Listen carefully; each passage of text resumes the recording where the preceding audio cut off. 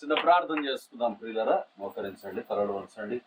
చిన్న ప్రార్థన చేసుకున్నాక దేవుని యొక్క వాక్య ధ్యానంలోనికి వెళ్దాం. ఈ సాయంకాల సమయంలో మరి దేవుని దాసుడు, దేవుని తోటలో నా జతపరి వాడేటటువంటి కుమారుడు ఆంధ్రయ్య యొక్క గృహంలో దేవుడు నిజంగా అందరి జీవితాలలో మేలు చేసే దేవుడై ఉన్నాడు.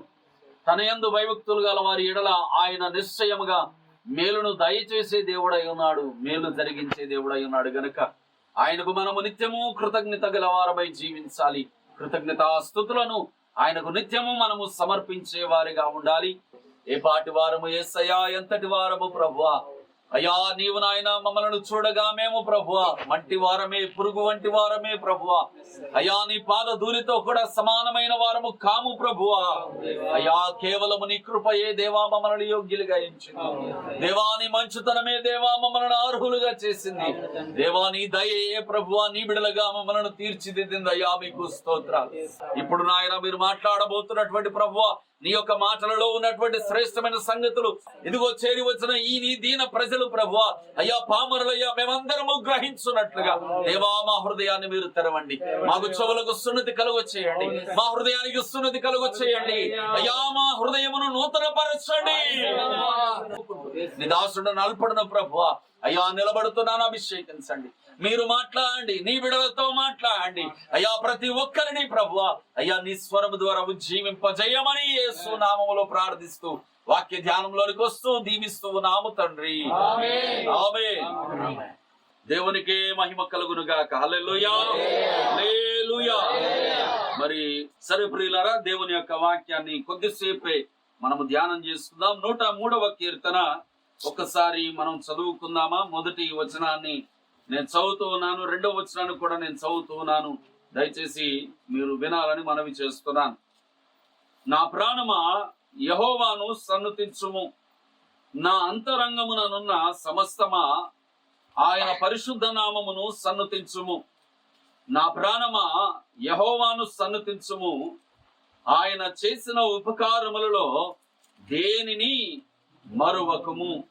ప్రియా దేవుని బిడ్డలారా, కీర్తనాకారుడైన దావీదు తన ప్రాణముతో చెప్పుకుంటున్నటువంటి మాటలు ఇప్పుడు మనం చదువుకున్నాం. అంటే తనలో తానే చెప్పుకుంటున్నాడు, ఎవరికో చెప్పట్లేదు. ఆయన భార్యకు చెప్పట్లేదు, ఆయన పిల్లలకు చెప్పట్లేదు, లేక ఆయన సైన్యానికి చెప్పట్లేదు, ఆయన ఇంట్లో ఉన్న పనివారికి చెప్పట్లేదు. ఎవరికి చెప్పుకుంటున్నాడు? తనకు తానే చెప్పుకుంటున్నాడు. ఇప్పుడు మనము కొన్నిసార్లు ఒంటరిగా ఉంటాం, పొలంలోనో ఇంట్లోనో లేక ప్రయాణంలోనో ఏదో ఒక స్థలంలో కొన్నిసార్లు మనం ఒంటరిగా ఉంటాం. ఒంటరిగా ఉన్నప్పుడు చాలా ఆలోచనలు మన మనసుకు వస్తూ ఉంటాయి.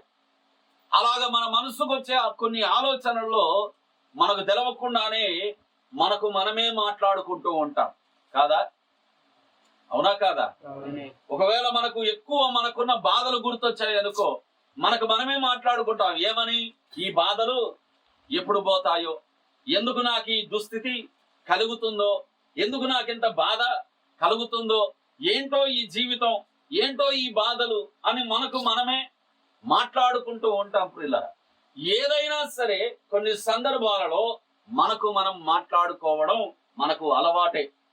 అయితే ఇప్పుడు దావీదు కూడా తనకు తాను మాట్లాడుకుంటున్నాడు, ఆయనే మాట్లాడుకుంటున్నాడు. ఎవరికి చెప్పట్లేదు.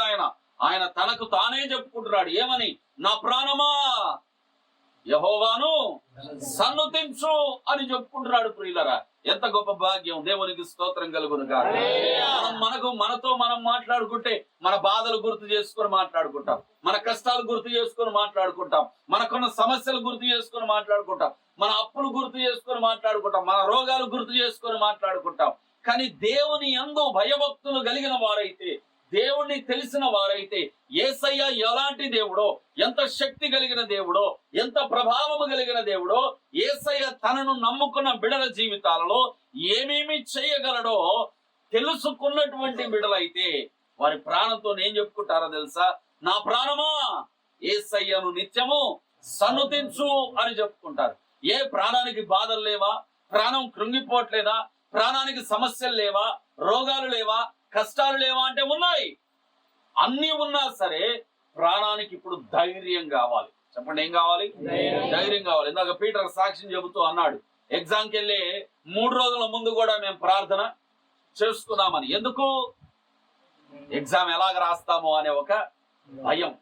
అవునా కాదా? ఎగ్జామ్ పేపర్ ఎలాగొస్తుందో, ప్రశ్నలు ఎలాగుంటాయో, రాయగలమో రాయలేమో, రాస్తే పాస్ అవుతామో పాస్ అవ్వమో అనే భయము, దిగులు ఆ చిన్న హృదయాలు కనిపించింది. కాబట్టి వాళ్ళందరూ కలిసి ఏం చేసుకున్నారట? ప్రార్థన చేసుకున్నారట. ఏమని? దేవాది దేవా, మేము రాసే ప్రతి అక్షరంలో మీరే ఉండండి ప్రభువా, మాకు సహాయం చేయండి దేవా, మాకు జ్ఞానం ఇవ్వండి దేవా, మా ఎగ్జామ్స్ లో మేము పాస్ అవ్వాలి దేవా, మాకు జ్ఞానం ఇవ్వండి అని యేసయ్యను బ్రతిమాలుకున్నారట పిల్లరా. ఎందుకు ప్రార్థన చేసుకున్నారు? చదువుకోవట్లేదా? వాళ్ళకు తెలివి లేదా? వాళ్ళకు పుస్తకాలు లేవా? పుస్తకాలు చదువుకోలేదు, చదువుకున్నారు. అయినా సరే ఏముంది? భయం ఉంది. ఏముంది? భయం ఉంది. ఇప్పుడు ఆ భయం పోవాలి కాబట్టి వాళ్ళ ప్రాణములలో నుండి ఎవరికి ప్రార్థన చేస్తున్నారు? ఎవరికి ప్రార్థన చేస్తున్నారు? యేసయ్యకు ప్రార్థన చేస్తున్నారు. దేవునికి స్తోత్రం. యేసయ్యకు ప్రార్థన చేస్తున్నప్పుడు వాళ్ళ ప్రాణాలకు ఏం కలుగుతుంది? ధైర్యము. ఏం కలుగుతుంది? ధైర్యం కలుగుతుంది. ఈరోజు 10th క్లాస్ పిల్లలే కాదు, ఇక్కడ కూర్చున్న మనం అందరము కూడా యేసయ్య ఎలాంటి దేవుడో మనం తెలుసుకుంటే, మనకున్న పరిస్థితులను బట్టి మన ప్రాణము కృంగిపోతున్నా సరే, మన ప్రాణముతో మనం ఒక మాట చెప్పుకోవచ్చు. ఏమనో తెలుసా? నా ప్రాణమా యెహోవాను సన్నుతించు. ఆయనను జ్ఞాపకం చేసుకో, యేసయ్యను జ్ఞాపకం చేసుకో. నా ప్రాణమా కష్టాలు చూడకు, నా ప్రాణమా పరిస్థితులు చూడకు, నా ప్రాణమా సమస్యలు చూడకు, నా ప్రాణమా యెహోవాను చూడు.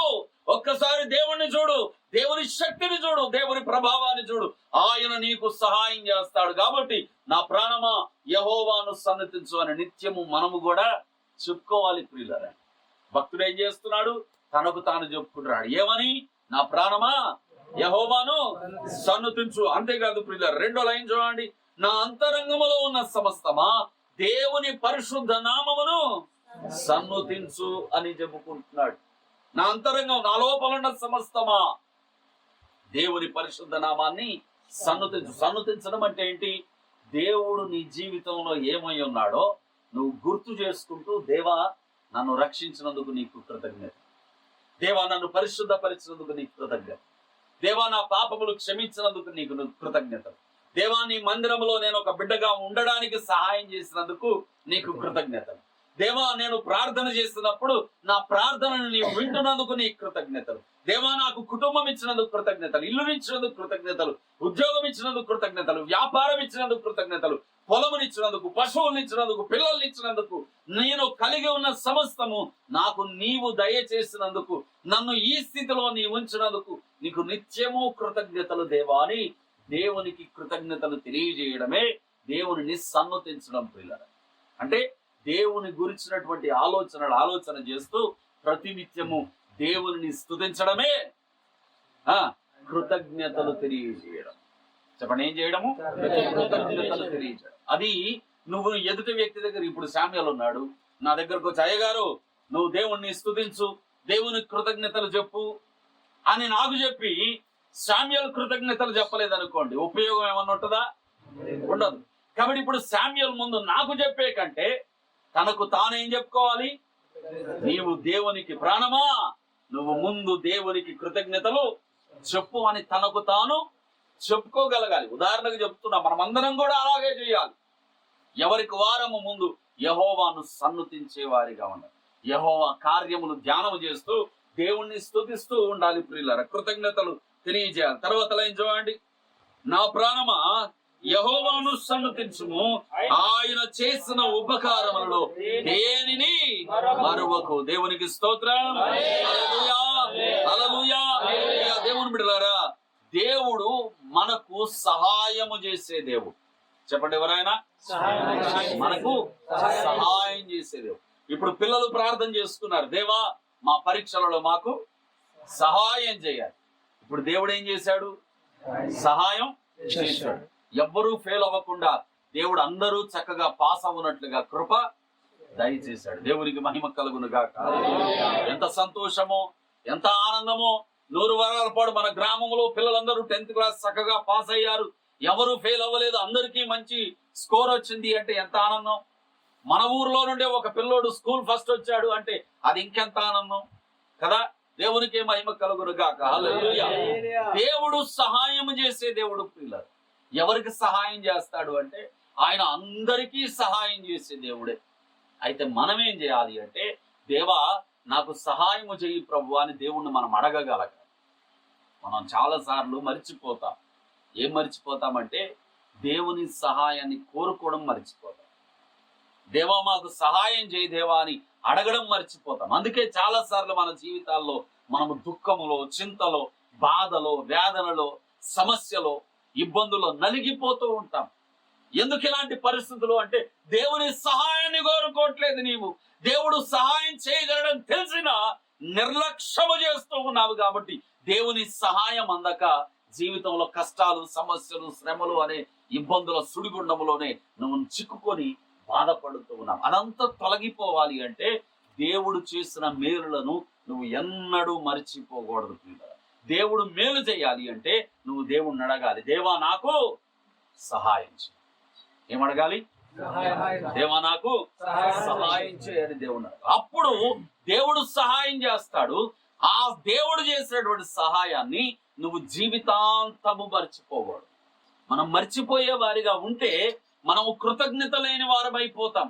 కృతజ్ఞత లేని వారమైపోతే మనము దేవుని కృపనుడు దూరం అయిపోతాం. ప్రియులరా, ఎందుకు దేవునికి కృతజ్ఞతలు తెలియజేయాలి అంటే దేవుని వాక్యం అంటుంది చూడండి దయచేసి. అదే 106వ కీర్తన 1వ వచనం చదవండి దయచేసి. యెహోవా దయాళుడు, ఆయనకు కృతజ్ఞతాస్తుతులు చెల్లించు. దేవుడు ఎవరట? దేవుడెవరు? దయాళుడు. చెప్పండి అందరూ గట్టిగా. దేవుడెవరు? యెహోవా ఎవరు? దయాళుడు. దయాళుడు అంటే ఆయన అందరి మీద దయ చూపించే దేవుడు. చెప్పండి ఎవరైనా? దయ చూపించే దేవుడు. ఇప్పుడు మన ఊర్లో కొంతమందికి అవసరాలు ఉండొచ్చు, ఏదో ఆర్థిక సమస్యలు ఉండొచ్చు, డబ్బులు అవసరం ఉండొచ్చు. ఇప్పుడు ఆంధ్రయ్య దగ్గరకు వచ్చి ఆంధ్రయ్య అని అడుగుతారు. ఏమని? అయ్యగారు మాకు ఒక 500 రూపాయలు అవసరం ఉంది, మాకు సహాయం చేయండి అని అడుగుతాడు. ఎవరైతే ఆంధ్రయ్య అని అడుగుతున్నారు, ఇప్పుడు శంకరే ఆంధ్రయ్య అని అడుగుతున్నాడు. అన్న ఒక 500 సహాయం చేయని ఇప్పుడు శంకరే ఆంధ్రయ్య అని అడుగుతున్నాడు. అడుగుతున్నప్పుడు ఎప్పుడో ఆంధ్రయ్య ఏదో మాట చెప్తే శంకర్ చెయ్యలేదు. కాబట్టి ఇప్పుడు ఆ కోపం ఉంది ఆంధ్రయ్య. ఏ కోపం? వీడు నా మాట వినలేదు అనే కోపం ఆంధ్రయ్యలో ఉంది. ఇప్పుడు ఆ కోపం అలాగే ఉంది. ఇంతలో శంకర్కి అవసరం వచ్చింది. వచ్చి ఆంధ్రయ్యను, అన్న నాకు ఒక 500 సహాయం చేయని అడిగాడు. ఇప్పుడు ఆంధ్రయ్య శంకర్ మీద ఎంత కోపం ఉన్నా జోబులో నుండి 500 తీసి ఇదిగోరా తమ్ముడా అని ఇచ్చాడు అనుకోండి, దాన్ని ఏమంటాం? దయా అంటాం. ఏమంటాం? దయా అంటాం. అదే జోబులో 500 ఉండి శంకర్ తమ్ముడే కానీ వాడి మీద ఉన్న కోపం వలన 500 ఇయ్యలేదు అనుకోండి, ఈయన ఎంత దేవుని బిడ్డ అయినా దయాళుడు అవ్వలేడు. దేవునికి మనం ఎందుకు కృతజ్ఞతలు తెలియజేయాలి అంటే మనము ఎలాంటి వారమైనా, మన స్థితి ఎలాంటిదైనా, మనము ఎంతటి పాపులమైనా, ఎలాంటి దేవునికి ఆయాసకరమైన కార్యాలు చేసినా, మనకు అవసరం వచ్చినప్పుడు, మనకు బాధ కలిగినప్పుడు, మనకు రోగములు కలిగినప్పుడు, మనకు సహాయం కావాల్సినప్పుడు మనము దేవుని దగ్గరకు వచ్చి దేవా నాకు సహాయం చేయి దేవా, నువ్వు తప్ప నాకు ఆధారం లేదు దేవా అని అడిగితే మనము ఆయనను ఎంత బాధ పెట్టిన వారమైనా ఆ బాధంతటిని ఆయన మరిచిపోయి మనకు వెంటనే సహాయం చేసే దయాళుడు ప్రియులారా. ఆమేన్. నువ్వు నన్ను బాధ పెట్టావు కదా అని అనే దేవుడు కాదు యేసయ్య. నువ్వు నాకు ఇష్టం లేదు అనే దేవుడు కాదు యేసయ్య. నువ్వు నాకు వద్దు అని చెప్పే దేవుడు కాదు యేసయ్య. దేవుని సహాయాన్ని కోరుకొని వస్తే అందరికీ సహాయం చేయడానికి దయగలవాడు. ఆమేన్. దయగలవాడు. ఇప్పుడు శంకర్ మీద ఎంత కోపం ఉన్నా ఆంధ్రయ్య తన జోబులో నుండి 500 తీసి తీసుకోరా తమ్ముడా అని ఎలాగైతే ఇచ్చి ఆంధ్రయ్య దయాళుడు అవుతాడో అలాగే దేవుడు కూడా మనందరి జీవితాల పట్ల ఏమై ఉన్నాడు? దయాళుడై. నిద్రపోతున్నారా? యెహోవా మనందరి జీవితాల్లో ఏమై ఉన్నాడు? దయాళుడై ఉన్నాడు. అందుకే మనం ఏం చేయాలి? ఆయనకు కృతజ్ఞతాస్తుతులు. ఆమేన్. ఆయనకు కృతజ్ఞతాస్తుతులు చెల్లించాలి. ఎందుకు మీరు మీ దేవుణ్ణి స్తుతిస్తారు? ఎందుకు దేవుణ్ణి కృతజ్ఞతలు చెబుతారు? ఎందుకు దేవునికి స్తోత్రములు చెబుతారు అంటే మనం చెప్పాలి, మా దేవుడు దయాళుడు. మా దేవుడు ఎవరు? దయాళుడు. మా దేవుణ్ణి మేము ఏది అడిగినా మమ్మల్ని కాదనకుండా, మమ్మల్ని త్రోసివేయకుండా మా దేవుడు మాకు సహాయం చేస్తాడు. మా దేవుడు దయాళుడు. అందుకే మేము ఆయనకు కృతజ్ఞతాస్తుతులు తెలియజేస్తామని చెప్పగలగాలి ప్రియులారా. ఇంకోటి చూద్దామా? అదే దినవృత్తాంతాల మొదటి గ్రంథము 16వ అధ్యాయము 34వ వచనాన్ని చదవండి దయచేసి. యెహోవా దయాళుడు. 16వ అధ్యాయము పేజ్ నెంబర్ 348. యెహోవా దయాళుడు, ఆయన కృప నిరంతరం, ఆయన కృప నిరంతరముండును, ఆయనను స్తుతించుడి. ఆయనను స్తుతించుడి. దేవునికి స్తోత్రం. 106వ కీర్తనలో యెహోవా దయాళుడు చూసుకున్నాం. ఇక్కడ కూడా అదే విషయాన్ని చూస్తున్నాం. యెహోవా దయాళుడు అట. అక్కడతో ఆగలేదు భక్తుడు, ఇంకా చెబుతూ అంటాడు ఆయన కృప కలిగిన దేవుడట. దేవునికి స్తోత్రం. ఒకరోజు ఒక దైవజనుడు దేవునికి ప్రార్థన చేస్తున్నాడు. తన జీవితంలో ఏదో ఒక శోధన వచ్చింది. ఆ శోధన నుండి అతనికి బాధ కలుగుతుంది, చాలా పెద్ద శోధన. ఆ శోధన ఆయనను బాగా బాధ పెడుతుంది. ఎంత బాధ పెడుతుందంటే ఆ శోధన వలన తట్టుకోలేకపోతున్నాడు. ఆయన ఏమవలేకపోతున్నాడు? ఒకసారి మా శామ్యులకి నడుము నొప్పి వచ్చింది. పాపం ఆటో నడిపి నడిపి నడిపి నడిపి నడుములు జారిపోయినంత పని అయింది. కొన్ని రోజుల వరకు నడుము పట్టుకొని ఇట్లా పట్టుకొని ఇట్లా పట్టుకొని నడిచేవాడు. అవునా? ఎందుకు? తట్టుకోలేక. తట్టుకోలేక అంటే అర్థం ఏంటి? భరించలేక. ఆ నొప్పిని బాగు చేసుకుందామన్నా బాగు చేసే వైద్యం లేదు. ఇప్పుడు ఏం చేయాలో అర్థంగా తప్పదు, భరించాలిక తప్పదు, సహించాలి. అయితే భరించలేం, కానీ తప్పదు. అలాంటి శోధన ఒక దైవజనుడికి వచ్చింది ప్రియులారా. ఇప్పుడు దేవుని దగ్గరికి వెళ్ళాడు, ఒక్కసారి ప్రార్థన చేశాడు దేవుని దగ్గర. దేవా, నాకు ఈ శోధన వచ్చింది ప్రభు. అది రోగం కావచ్చు, అది సమస్యలు కావచ్చు, అది కుటుంబ బాధలు కావచ్చు, అది ఆర్థిక ఇబ్బందులు కావచ్చు, అంటే అప్పు బాధలు కావచ్చు, అది ఏదైనా కావచ్చు. ఒక భయంకరమైనటువంటి శోధన అతనికి వచ్చింది. దేవుని దగ్గరికి వెళ్ళాడు, ఒకసారి ప్రార్థన చేశాడు. దేవుడు ప్రార్థన అయితే విన్నాడు కానీ జవాబీలే. మోషే వింటున్నావా? దేవునికి ప్రార్థన చేశాడు, దేవుడు ప్రార్థన విన్నాడు కానీ జవాబీలేదు. సరే, ఒకసారి అడిగితే జవాబీలేదు కదా అని రెండోసారి కూడా అడిగాడు. దేవా, నాకు ఈ శోధన ఉంది ప్రభువా, నాకు ఈ సమస్య ఉంది ప్రభువా, నాకు ఈ బాధ ఉంది ప్రభువా, నాకు విడుదల దయచేయి దేవా అని మళ్ళొకసారి దేవుని దగ్గర కొద్ది గట్టిగా ప్రార్థన చేశాడు. దేవుడు ప్రార్థన విన్నాడు కానీ జవాబీలే. మళ్ళీ మూడోసారి పోయి ప్రార్థన చేశాడు. ఎవరు? దైవజనుడు. ఎవరికి? ఏమని? నాకు ఒక శోధన ఉంది దేవా, ఈ శోధన నుండి నన్ను విడిపించు అని ప్రార్థన చేశాడు. ఇప్పటికి ఎన్నిసార్లు చేశాడు? 2 సార్లు చేశాడు. ఇప్పుడు 3వసారి కూడా వెళ్ళి ప్రార్థన చేస్తున్నాడు. ఏమని?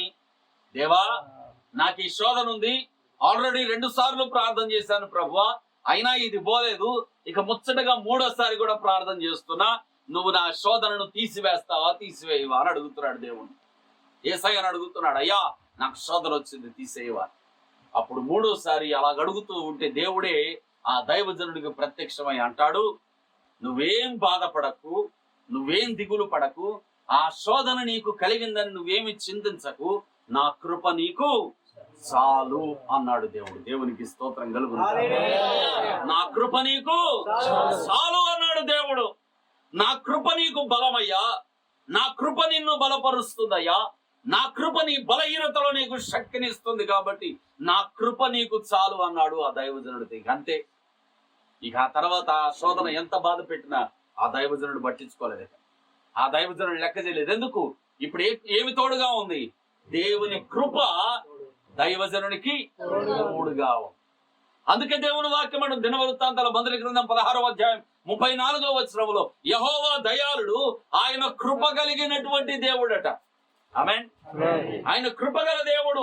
ఇదిగో నీ జీవితంలో ఉన్న శోధనలు కావచ్చు, సమస్యలు కావచ్చు, ఇబ్బందులు కావచ్చు, ఇరుకులు కావచ్చు, ఒకవేళ నువ్వు ఎంత ప్రార్థన చేసినా అవి నీ జీవితంలో తొలగిపోవట్లేదా? అవి నిన్ను విడిచిపెట్టట్లేదా? ఇంకా ఆ రోగం అలాగే ఉందా? ఇంకా ఆ అప్పు అలాగే ఉందా? ఇంకా ఆ సమస్య అలాగే ఉందా? అయినా సరే నువ్వు ప్రార్థన చేసినా సరే అది నీ జీవితంలో నుండి తొలగిపోవట్లేదా? అయితే జ్ఞాపకం చేసుకో, దేవుని కృప నీకు తోడుగా ఉంది. ఆమేన్. కృప చూపే దేవుడు నీకు తోడుగా ఉన్నాడు. నిన్ను బలపరుస్తాడు. దానియేలునట సింహబోన్లో పడేశారట తీసుకెళ్ళి. దేవుడు కాపాడాలి అనుకుంటే అసలు సింహబోన్లో పడకముందే కాపాడొచ్చు. చాలా మంది మేమనుకుంటామంటే అసలు ఈ రోగం రాకుండా చేయొచ్చుగా దేవుడు, అసలు ఈ బాధ రాకుండా చేయొచ్చుగా దేవుడు, అసలు ఈ సమస్య రాకుండా చేయొచ్చుగా దేవుడు అని చాలా మంది అనుకుంటారు. లేదు లేదు ప్రియులారా, సమస్య రాకుండా చేయడు దేవుడు, రోగం రాకుండా చేయడు దేవుడు. మరి ఏం చేస్తాడు? వచ్చిన రోగం వలన నీకు ఏ ప్రాణహాని కలగకుండా చేస్తాడు దేవుడు. వచ్చిన సమస్య వలన నీకు ఏ కృంగుదల కలగకుండా చేస్తాడు దేవుడు. వచ్చిన ఇబ్బంది వలన నీకు ఏ ఇరుకు లేకుండా చేస్తాడు దేవుడు. సింహబోనులో దానియేలును పడేస్తే దేవుని వాక్యం అంటుంది ప్రియులారా, దేవుడు దూతలను పంపి సింహాల నోళ్లను మూసేశాడట. ఆమేన్. దెబ్బతో ఆ కార్యాన్ని విన్నటువంటి రాజు అయినటువంటి దర్యావేషు ఆ కార్యాన్ని విని, వామ్మో నీ దేవుడు ఇంత గొప్ప దేవుడు అని దేవుడిని అంగీకరించేశాడు. యేసయ్యను నమ్ముకున్నాడు. దేవునికి స్తోత్రం కలుగును. దేవుడు కృప కలిగిన దేవుడు ప్రియులారా. ఈరోజు నీకున్న ఏ సమస్య అయినా నేను చెబుతున్నాను, ఈరోజు నీకు అప్పు బాధ ఉందని, లేక ఇల్లు కట్టుకోవాలని, లేక కూతురు పెళ్ళవ్వాలని, లేక పొలము కావాలని, లేక ఇంకా ఏదో కావాలని, నీకున్న అవసరత కొరకు నువ్వు ఎంతో కష్టపడతావు. రాత్రి పగళ్ళు కష్టపడతావు, ఒళ్ళు హూనం చేసుకుంటావు, కుటుంబానికి దూరంగా ఉంటావు, అది చేస్తావు ఇది చేస్తావు, కానీ ఆ సమస్య పోదు. డబ్బు అయితే చేతికి వస్తుంది, కానీ వచ్చినట్టు మళ్ళీ అప్పులోళ్లకో అవసరాలకో మొత్తం ఎగిరిపోదు. నీ సమస్య అట్లనే ఉంటది, ఇంకా అది పోదు. ఇది ఎందుకు పోవట్లేదు దేవా అని నెత్తిని కొట్టుకుంటావు, అయినా సరే అది పోదు. అప్పుడు ఏం చేయాలో తెలుసా?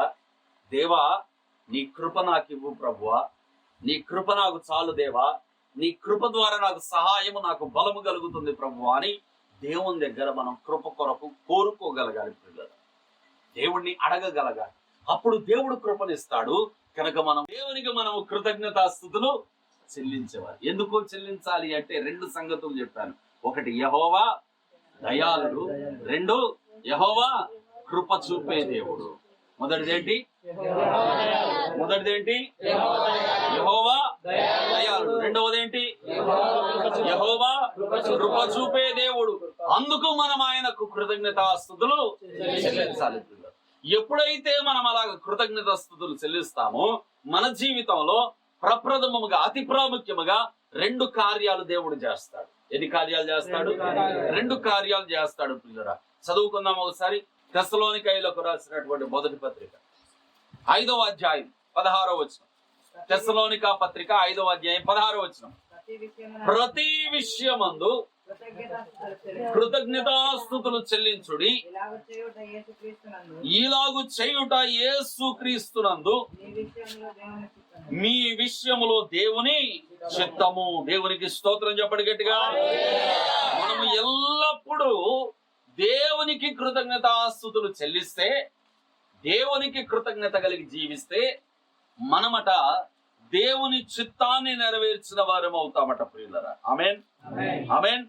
దేవుని చిత్తాన్ని ఎప్పుడైతే మనం నెరవేరుస్తామో అప్పుడు పరలోక రాజ్యం మనదే అని మత్తయి రాసినటువంటి సువార్త 7వ అధ్యాయములో 24వ వచనములో దేవుని వాక్యం మాట్లాడుతుంది ప్రియులరా. 21వ వచనం నుండి మనం చదువుకుంటే అక్కడ ఆ విషయాలు మనకు కనపడతాయి. ప్రభువా ప్రభువా అని నన్ను పిలుచు ప్రతివాడు నా తండ్రి రాజ్యములోనికి రాడు గాని పరలోకమందున నా తండ్రి చిత్త ప్రకారము చేయువాడే దానిలో ప్రవేశించును అంటాడు యేసయ్య. మనము దేవునికి ఎప్పుడు ప్రతి విషయంలో కృతజ్ఞతలు తెలియజేయగలిగితే, బాధ కలిగిందా దేవునికి స్తుతులు తెలియజేయి, కృతజ్ఞతలు తెలియజేయి. కష్టం వచ్చిందా దేవుని కృతజ్ఞతలు తెలియజేయి. సమస్యలు ఎక్కువ అయ్యాయా దేవుని కృతజ్ఞతలు తెలియజేయి. రోగం కలిగిందా దేవుని కృతజ్ఞత తెలియజేయి. ఓటమి కలిగిందా దేవుని కృతజ్ఞత తెలియజేయి. ప్రతి విషయంలో దేవునికి మనం కృతజ్ఞతలు తెలియజేసే వారిగా ఉంటే మనము దేవుని చిత్తాన్ని నెరవేరుస్తాము. దేవుని చిత్తాన్ని మనం నెరవేరుస్తే మత్తయి సువార్త 7వ అధ్యాయం 21వ వచనం లేఖనం మాట్లాడుతుంది, మనము దేవుని రాజ్యములోనికి చేరతాం, ప్రవేశిస్తాం. ఏమవుతాం? మనం దేవుని రాజ్యంలోనికి వెళ్తాం. యెహోవా దయాళుడు, కృప కలిగిన వాడు, ఆయనకు కృతజ్ఞతాస్తుతులు చెల్లించాలి. అలా కృతజ్ఞతలు చెల్లిస్తే అప్పుడు మనము దేవుని రాజ్యంలో ఉంటాం ప్రియులారా. ఆమేన్. ఎక్కడ ఉంటాం మనం? దేవుని రాజ్యంలో ఉంటాం మనం. రెండోది చూద్దామా? ఫిలిప్పీయులకు రాసినటువంటి పత్రిక 4వ అధ్యాయం. ఫిలిప్పీయులకు రాసినటువంటి పత్రిక 4వ అధ్యాయము 5వ వచనం 6వ వచనం చదవండి దయచేసి. మీ సహనమును సకల జనుల ఎదుట తెలియబడనీయుడి. ప్రభువు సమీపముగా ఉన్నాడు. దేనిని గూర్చి కూడా చింతించొద్దు, బాధపడొద్దు, ఆలోచించొద్దు. ప్రతి విషయములో ప్రార్థనా విజ్ఞాపనల చేత కృతజ్ఞతాపూర్వకంగా మీకున్న అవసరతలు ఏమై ఉన్నాయో అవన్నీ మీ దేవునికి చెప్పండి. అప్పుడు సమస్త జ్ఞానమునకు మించిన దేవుని సమాధానము యేసుక్రీస్తు వలన మీ హృదయాలకు మీ తలంపులకు కావలి ఉండును. దేవునికి స్తోత్రం. హల్లెలూయా. రెండవ ఆశీర్వాదం ప్రియులారా, దేవునికి మనము కృతజ్ఞతలు తెలియజేసే వారమైతే దేవుని వాక్యం అంటుంది దేవుని సమాధానము మన హృదయానికి మన తలంపులకు కూడా కావలిగా ఉంది. ఇప్పుడు భార్యకు భర్త మీద కోపం వచ్చింది అనుకోండి, కోపం వస్తుందిగా రాదా? భార్యకు భర్త మీద కోపం వచ్చింది. ఇప్పుడు భర్త మీద ఎంత కోపం వచ్చిందంటే పళ్ళు గొరికే అంత కోపం వచ్చింది, పట్టుకోలేదు, అంత కోపం వచ్చింది. ఆ కోపంలో ఏం మాట్లాడుతుందో కూడా దానికి తెలియదు. భర్తకు భార్య మీద కోపం వచ్చింది. ఇప్పుడు భర్త భార్య మీద ఉన్న కోపాన్ని బట్టి ఆ కోపం వలన ఏం మాట్లాడతాడో కూడా తెలీదు. బూతులు అంటాడో తెలియదు, ఏమంటాడో తెలియదు. ఇప్పుడు భార్య కూడా భర్త మీద కోపం వచ్చినప్పుడు భర్తను ఏమంటుందో దానికి కూడా తెలియదు. అంత ఆవేశంతో ఊగిపోతారు. అదే దేవుని సమాధానము హృదయానికి, దేవుని సమాధానం తలంపులకు కావలి ఉందనుకోండి, కాపలా ఉందనుకోండి, భార్య మీద భర్తకు ఎంత కోపం వచ్చినా ఒక్క నిమిషం ఆలోచించే సహాయం దేవుడు చేస్తాడు. ఆమేన్. భార్యకు భర్త మీద ఎంత కోపం వచ్చినా తొందరపడి నోరు జారకుండా దేవుడు తలంపులకు కాపలా పెడతాడు. తొందరపడి ఆలోచించకుండా హృదయానికి దేవుడు కాపలా పెడతాడు. దేవుని సమాధానము తోడుగా ఉంటుంది ప్రియులారా. ఎవరి ఇంట్లో గొడవలు ఎక్కువ జరుగుతాయో తెలుసా? ఎవరు దేవునికి కృతజ్ఞత కలిగి జీవించారో వాళ్ళ కుటుంబాల్లో ఎక్కువ గొడవలు జరుగుతాయి, ఎక్కువ కొట్లాటలు జరుగుతాయి. క్రైస్తవ కుటుంబాలలో ఎక్కువ కొట్లాటలు ఎందుకు అంటే కృతజ్ఞత కలిగి జీవించట్లేదు కాబట్టి. అదే దేవునికి కృతజ్ఞత కలిగి జీవించే కుటుంబం అనుకోండి, ఇప్పుడు ఆంధ్రయ్య కుటుంబమే ఉంది, దేవుని ఎడల కృతజ్ఞత కలిగి జీవించే కుటుంబం అయితే వాళ్ళ కుటుంబంలో ఎప్పుడు ప్రేమ సమాధానం ఉన్నట్టుగా దేవుడు సహాయం చేస్తాడు. ఆమేన్. రెండో ఆశీర్వాదం పిల్లరా, దేవునికి మనం కృతజ్ఞత కలిగి జీవిస్తే దేవుడు మనకు సమాధానాన్ని కావలిగా పెడతాడు, కంచగా పెడతాడు. ఒకసారి యేసయ్య ఒక ప్రాంతానికి వెళ్తున్నాడట. ఆ ప్రాంతంలోకి వెళ్తుంటే హడావుడిగా యేసయ్య దగ్గరకు 10 మంది కుష్ఠరోగులు పరిగెత్తుకొని వచ్చాడు. కుష్ఠరోగం అంటే తెలుసా? కుష్ఠరోగం అంటే తెలుసా?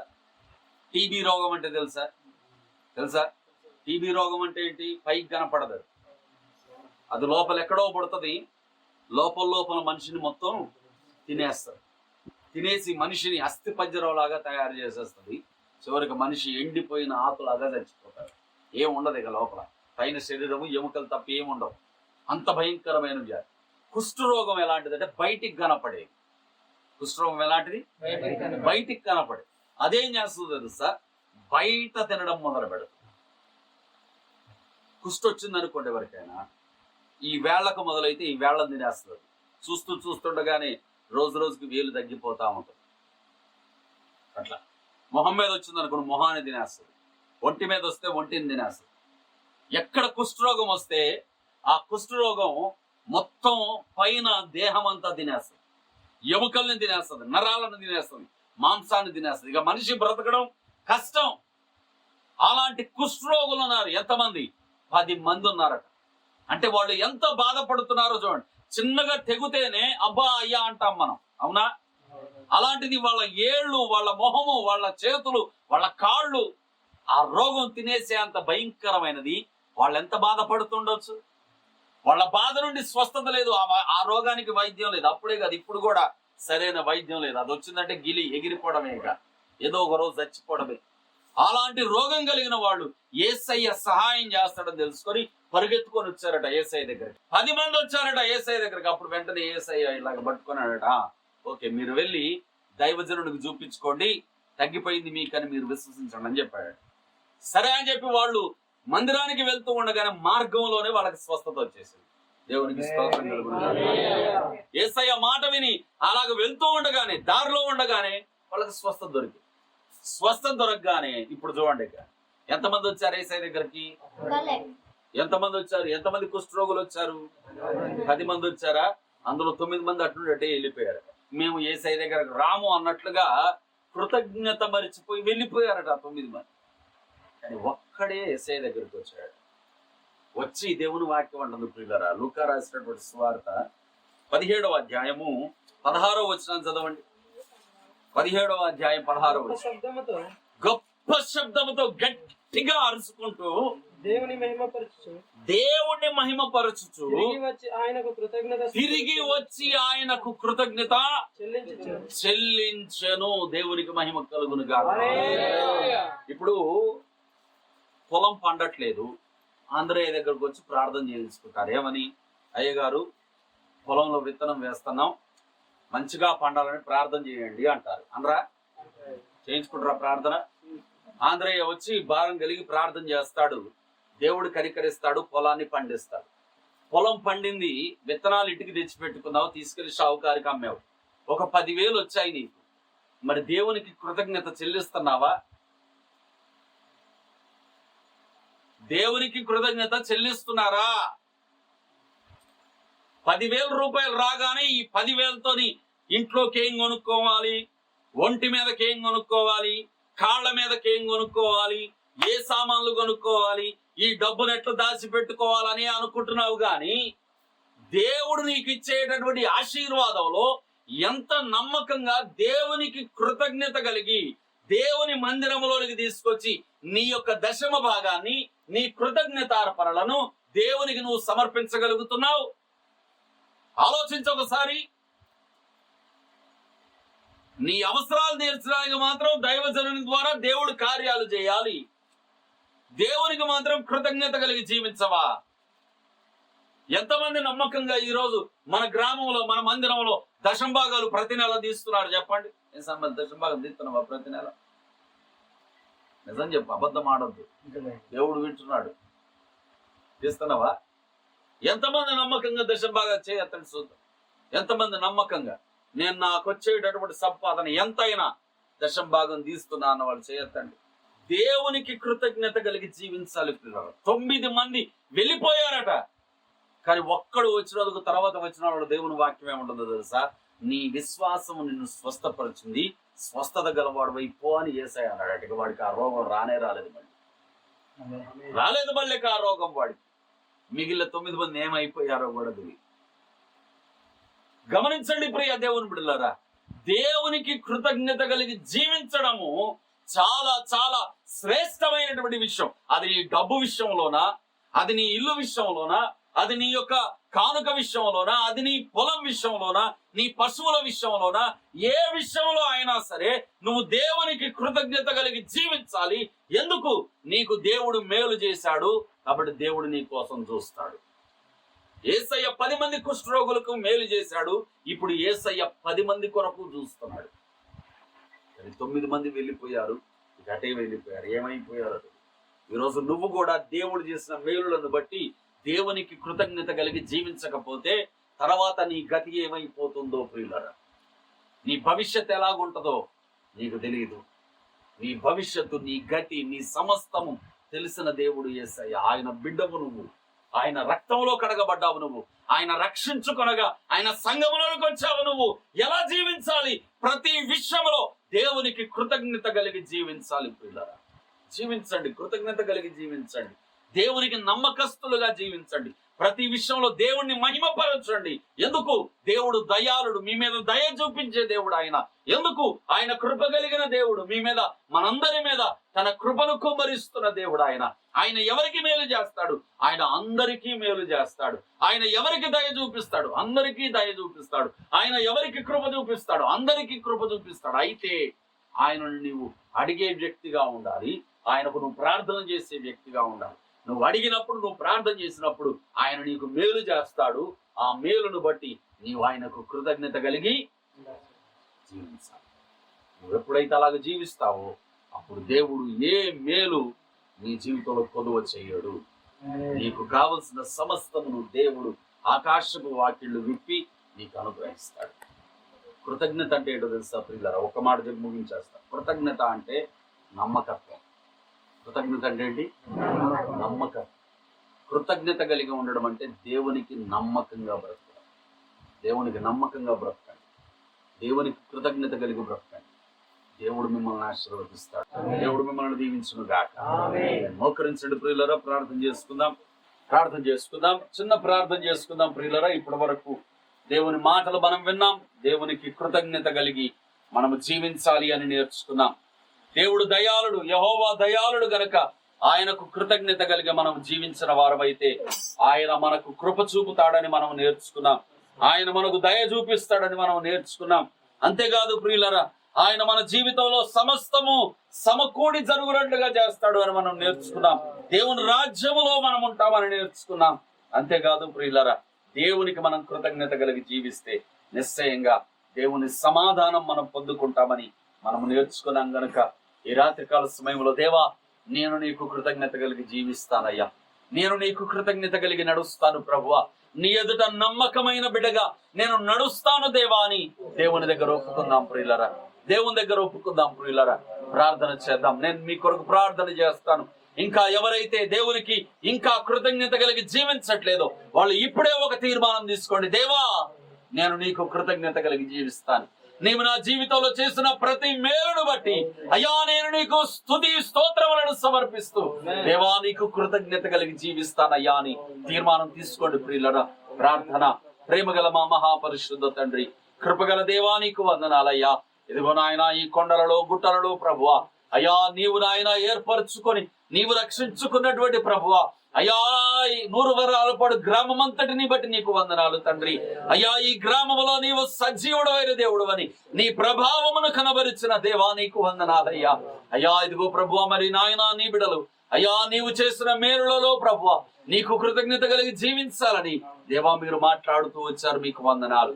నీవు దయ చూపించే దేవుడవు, నీవు కృప చూపించే దేవుడవు. నీకు కృతజ్ఞత కలిగి జీవించే వారి విషయంలో వారిని రాజ్యంలో నిలబెట్టుకునే దేవుడవు అయ్యా. వారు ఈ లోకంలో జీవించినంత కాలం నీ సమాధానాన్ని తోడుగా ఇచ్చే దేవుడవు తండ్రి. నీకు వందనాలయ్యా. 10 మంది కుష్ఠరోగులు స్వస్థత పొందారు గాని ఒక్కడే నీ దగ్గరకు వచ్చాడు, వాడు స్వస్థత స్థిరపరచుకున్నాడయ్యా. ఈ రోజు ఇక్కడ చేరి వచ్చిన ప్రతి బిడ్డ ప్రభువా, ఇంకా ఎవరెవరైతే కృతజ్ఞత కలిగి జీవించట్లేదో వాళ్ళందరూ కూడా ప్రభువా నమ్మకంగా కృతజ్ఞత కలిగి జీవించే వారిగా అయ్యా, నీ సన్నిధికి నిత్యము వచ్చే వారిగా ప్రభువా మీరు బలపరచమని వేడుకుంటున్నానయ్యా. అట్టి తీర్మానములో మీరు స్థిరపరచండి. నీకు కృతజ్ఞత కలిగి జీవించడానికి సహాయం చేయమని అయ్యా, చేరి వచ్చిన ప్రతి బిడ్డను ప్రభువా దీవించి కృతజ్ఞత కూడిక ఏర్పాటు చేసుకున్న నీ దాసుని, తన పరిచరుడు, తన కుటుంబాన్ని, తన కలిగిన పశువులను, తన కలిగిన పొలాన్ని ప్రభువా మీరు సమృద్ధిగా దీవించి తరతరములకు ఆశీర్వాదకరంగా ఉంచమని మహిమ పొందుకోమని చేరి వచ్చిన ప్రతి ఒక్కరిని బట్టి స్తుతిస్తూ మోషేను కూడా, తన కుటుంబాన్ని, తన పరిచరుడు, తన కలిగిన సమస్తాన్ని, పశువులను, పొలాన్ని కూడా మీరు దీవించి మీరు ఆశీర్వదించి వారిదల్లా చేయమని మహిమ పొందుకోమని ఇచ్చిన ఈ కృతజ్ఞత అయ్యా సమయాన్ని బట్టి స్తుతిస్తూ యేసు నామములో ప్రార్థిస్తూ మీకు మా హృదయపూర్వక వందన కృతజ్ఞతలను సమర్పిస్తున్నాము తండ్రి. ఆమేన్. యేసు రక్తమే జయం. ప్రభు యేసు రక్తమే జయం. ప్రభు యేసు నామమున సంపూర్ణ విజయం కలుగును గాక. ఆమేన్. దేవుని కృప మనందరికీ తోడై ఉండును గాక. ఆమేన్. ఆమేన్.